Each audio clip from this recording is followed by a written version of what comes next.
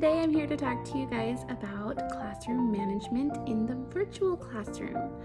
I teach kindergarten full-time online with K-12, and yes, I do have live lessons throughout the day with small groups or whole groups depending on which day of the week it is, and I see my kids face-to-face that way. So today I want to give you 5 tips on how to make sure you have good classroom management and set yourself up for success. So, tip number 1 is to first off give clear expectations, and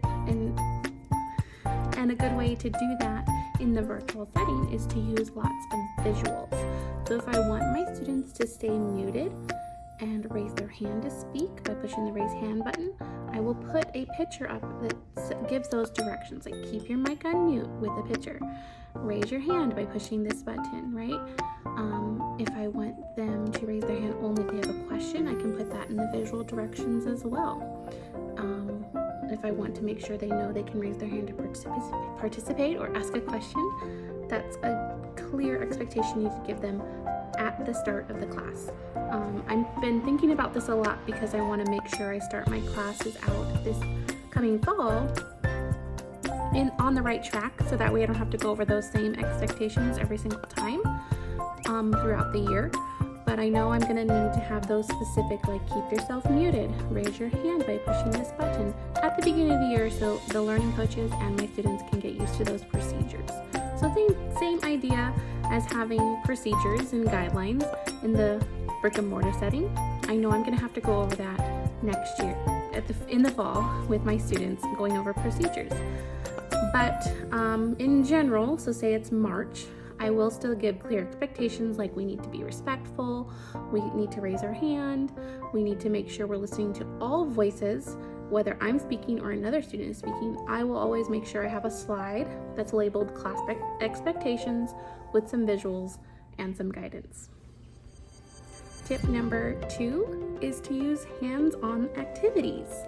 Now, this could be something as simple as having your students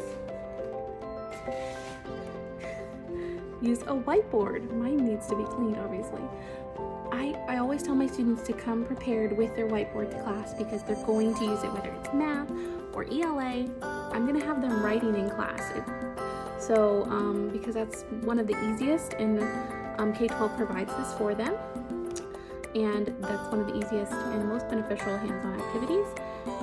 K-12 also provides some math manipulatives that we can use in the math classroom, like 2D and 3D shapes and counting cubes. We use those a lot for hands-on activities as well. A lot of the times, I'll tell them to use what's around them. You know, if they don't have a whiteboard, they are happy to use a pen and paper. We have the ability to draw on the whiteboard in our Blackboard classroom. So I will use that as one of our activities some days as well. Number 3 is to utilize the timer. So in Blackboard Collaborate, there is a timer button. You can set a timer and it will make a sound that everybody hears and it goes off. It's just a little ding, nothing too crazy.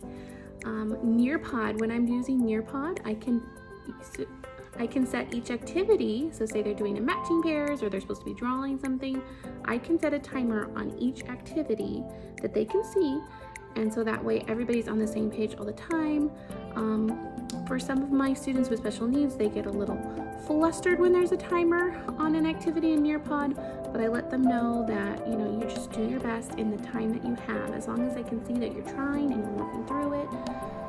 You know, if you need extra help, that's what our intervention groups are for later on in the day. So I try not to pressure them, but I also do want to create good time management for them and for myself by using that timer in Nearpod or in Blackboard.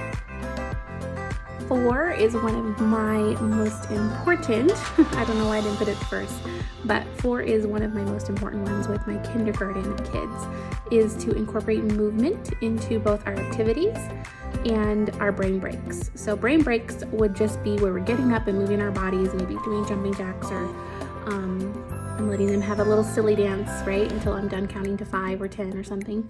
But it's also important to incorporate movements into what we're learning. When we're doing syllables, we're clapping out our syllables. When we're counting, we could be jumping, right? When we're sounding out letters, we could be moving the sounds down our arm and doing it that way.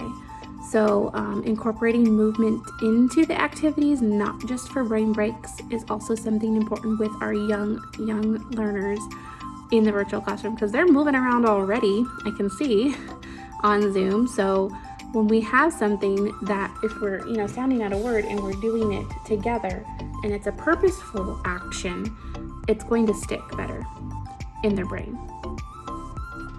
And last, but certainly not least, number 5, is to use the students' interest in class. We all know this is what hooks our students, brick and mortar or virtual school. If we use something that our students are interested in, they will listen and they will learn, and they'll feel more connected. We talk a lot about their interests, usually in our readers, whether it's a book that they've read before or we're using an emergent reader that has a character they like. We make a lot of connections that way. But I don't like to just reserve their interest for those fun days, like, oh, we're having an ice cream party day, how to make an ice cream sundae. But this is why OutSchool's been really popular, because you can teach a class about Paw Patrol or about dinosaurs or about space. So when we incorporate those tiny things into our lessons, just about letters, trying to get like super letters on the board or something, our students are going to be more interested. And we as teachers know that. So, but it's just as important in the virtual classroom as it is in brick and mortar. You're not going to listen to something all day if they're not interested.